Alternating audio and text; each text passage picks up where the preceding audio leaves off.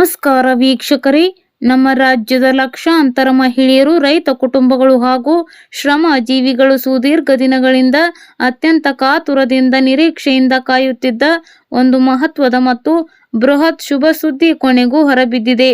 ರಾಜ್ಯ ಸರ್ಕಾರವು ಗೃಹಲಕ್ಷ್ಮಿ ಯೋಜನೆಯ ಫಲಾನುಭವಿಗಳಿಗೆ ಬಿಡುಗಡೆ ಮಾಡಬೇಕಿದ್ದ ಬಾಕಿ ಕಂತುಗಳ ಯೋಜನೆಯ ಬೃಹತ್ ಮೊತ್ತವನ್ನು ನೇರವಾಗಿ ಅರ್ಹ ಮಹಿಳೆಯರ ಬ್ಯಾಂಕ್ ಖಾತೆಗಳಿಗೆ ಜಮೆ ಮಾಡುವ ಬೃಹತ್ ಪ್ರಕ್ರಿಯೆಗೆ ಇಂದಿನಿಂದ ಅಂದರೆ ಆಗಸ್ಟ್ 6ರ ಗುರುವಾರದಿಂದ ಚಾಲನೆ ನೀಡಿದೆ. ಈ ಕುರಿತು ಸರ್ಕಾರದ ಮಹಿಳಾ ಮತ್ತು ಮಕ್ಕಳ ಅಭಿವೃದ್ಧಿ ಇಲಾಖೆ ಹಾಗೂ ಗೌರವಾನ್ವಿತ ಸಚಿವೆ ಲಕ್ಷ್ಮೀ ಹೆಬ್ಬಾಳ್ಕರ್ ಅವರಿಂದ ಅತ್ಯಂತ ಅಧಿಕೃತ ಮಾಹಿತಿಗಳು ಲಭ್ಯವಾಗಿದ್ದು, ಇಂದಿನ ಈ ವಿಶೇಷ ಮಾಹಿತಿಯಲ್ಲಿ ನಾವು ಪ್ರತಿಯೊಂದು ವಿಷಯವನ್ನು ಅತ್ಯಂತ ಸಮಗ್ರವಾಗಿ, ವಿಸ್ತಾರವಾಗಿ ಮತ್ತು ಸ್ಪಷ್ಟವಾಗಿ ತಿಳಿದುಕೊಳ್ಳೋಣ. ಕಳೆದ ಮೇ, ಜೂನ್ ಹಾಗೂ ಜುಲೈ ತಿಂಗಳ ಬಾಕಿ ಇದ್ದ ಒಟ್ಟು 6,000 ರೂಪಾಯಿಗಳ ಹಣ ಯಾರಿಗೆಲ್ಲ ತಲುಪಲಿದೆ? ಯಾವ 24 ಜಿಲ್ಲೆಗಳ ಮಹಿಳೆಯರಿಗೆ ಮೊದಲ ಹಂತದಲ್ಲಿ ಈ ಬೃಹತ್ ಮೊತ್ತ ಜಮೆಯಾಗುತ್ತಿದೆ? ಇದರ ಜೊತೆಗೆ ಸರ್ಕಾರವು ಗೃಹಲಕ್ಷ್ಮಿ ಯೋಜನೆಯ ದುರುಪಯೋಗವನ್ನು ಸಂಪೂರ್ಣವಾಗಿ ತಡೆಯಲು ತಂದಿರುವ ಅತ್ಯಂತ ಕಟ್ಟುನಿಟ್ಟಿನ ಹೊಸ ನಿಯಮಗಳು ಮತ್ತು ಮಾನದಂಡಗಳು ಯಾವುವು? ಸುಮಾರು 5ರಿಂದ 8 ಲಕ್ಷಕ್ಕೂ ಅಧಿಕ ಮಹಿಳೆಯರ ಖಾತೆಗಳಿಗೆ ಹಣ ಜಮೆಯಾಗುವುದು ಏಕೆ ರದ್ದಾಗುತ್ತಿದೆ ಅಥವಾ ತಡೆ ಹಿಡಿಯಲ್ಪಡುತ್ತಿದೆ? ವೋಟರ್ ಐಡಿ, ಬ್ಯಾಂಕ್ ಖಾತೆಯ KYC, NPCI ಮ್ಯಾಪಿಂಗ್, ಮರು ನೋಂದಣಿ ಪ್ರಕ್ರಿಯೆ, ಗೃಹಲಕ್ಷ್ಮಿ ಯೋಜನೆಯಡಿ ಬಾಕಿ ಇರುವ 3 ಕಂತುಗಳ ಹಣವನ್ನು ಒಂದೇ ಬಾರಿಗೆ ಬಿಡುಗಡೆ ಮಾಡಲು ಸಮರೋಪಾದಿಯಲ್ಲಿ ಕ್ರಮ ಕೈಗೊಂಡಿದೆ. ಮೇ ತಿಂಗಳ 2,000 ರೂಪಾಯಿ, ಜೂನ್ ತಿಂಗಳ 2,000 ರೂಪಾಯಿ ಮತ್ತು ಜುಲೈ ತಿಂಗಳ 2,000 ರೂಪಾಯಿ ಹೀಗೆ ಒಟ್ಟು 6,000 ರೂಪಾಯಿಗಳ ಮೊತ್ತವು ಪ್ರತಿಯೊಬ್ಬ ಅರ್ಹ ಫಲಾನುಭವಿಯ ಖಾತೆಗೆ DBT ಅಂದರೆ ಡೈರೆಕ್ಟ್ ಬೆನಿಫಿಟ್ ಟ್ರಾನ್ಸ್ಫರ್ ಮುಖಾಂತರ ನೇರವಾಗಿ ತಲುಪಲಿದೆ. ಆದರೆ ಈ ಹಣ ಎಲ್ಲರಿಗೂ ಸಗಟಾಗಿ ತಲುಪುತ್ತಿಲ್ಲ.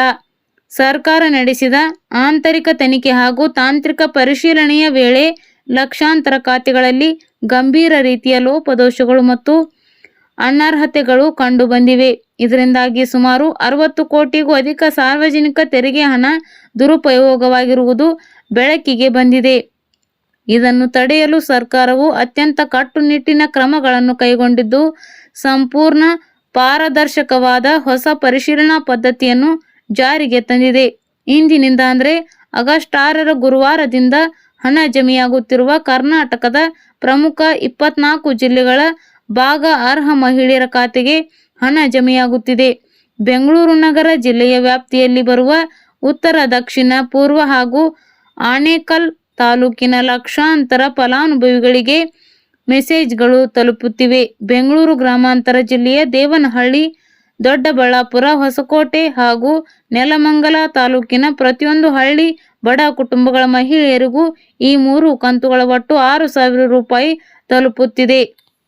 ಕೇಂದ್ರ ಸರ್ಕಾರದಿಂದ ರಾಜ್ಯದಲ್ಲಿ ಇರುವಂತಹ ಎಲ್ಲ ಹಿರಿಯ ನಾಗರಿಕರಿಗೆ, ಅಜ್ಜಿಯರಿಗೆ ಒಟ್ಟಾರೆಯಾಗಿ 60 ವರ್ಷ ಮೇಲ್ಪಟ್ಟ ಎಲ್ಲರಿಗೂ ಕೂಡ ಪ್ರತಿ ತಿಂಗಳಿಗೆ 5,000 ಪಿಂಚಣಿ ಸಿಗುವಂತಹ ಹೊಸ ಯೋಜನೆಯನ್ನು ಇದೀಗ ಜಾರಿಗೆ ತಂದಿದೆ.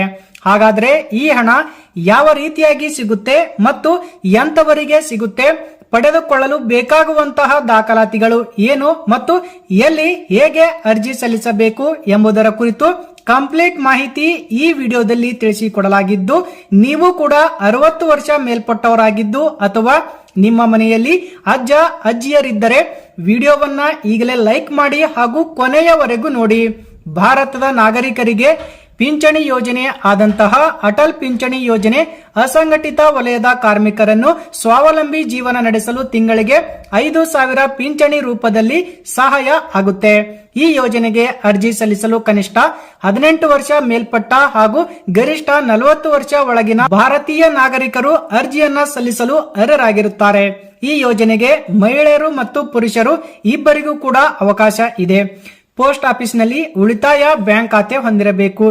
FPY ಖಾತೆಯಲ್ಲಿ ನಿಯತ್ಕಾಲಿಕ ನವೀಕರಣಗಳನ್ನು ಸ್ವೀಕರಿಸಲು ಅನುಕೂಲವಾಗುವಂತೆ ನಿರೀಕ್ಷಿತ ಅರ್ಜಿದಾರರು ನೋಂದಣಿಯ ಸಮಯದಲ್ಲಿ ಬ್ಯಾಂಕಿಗೆ ಆಧಾರ್ ಮತ್ತು ಮೊಬೈಲ್ ಸಂಖ್ಯೆಯನ್ನು ಒದಗಿಸಬಹುದು. ಆದಾಗ್ಯೂ ನೋಂದಣಿಗೆ ಆಧಾರ್ ಕಾರ್ಡ್ ಕಡ್ಡಾಯವಲ್ಲ.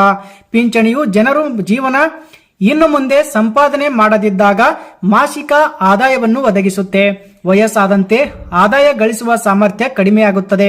ಈ ಪಿಂಚಣಿ ಆದಾಯವು ವಯಸ್ಸಾದ ಮೇಲೆ ಜೀವನ ಸುಲಭವಾಗಿ ಸಾಗಿಸುತ್ತೆ.